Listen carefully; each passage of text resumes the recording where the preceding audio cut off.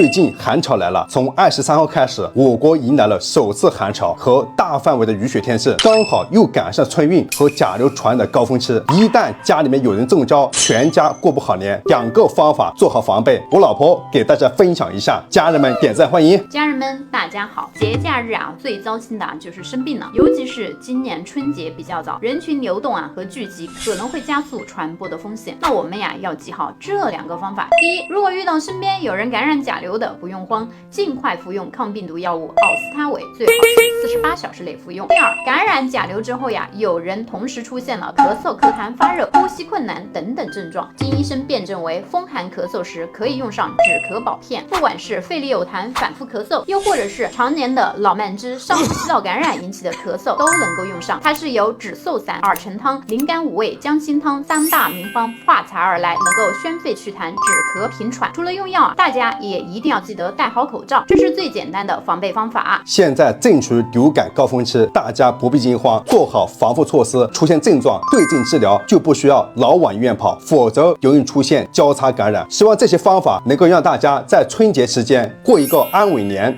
点赞，家人们，最近寒潮来了。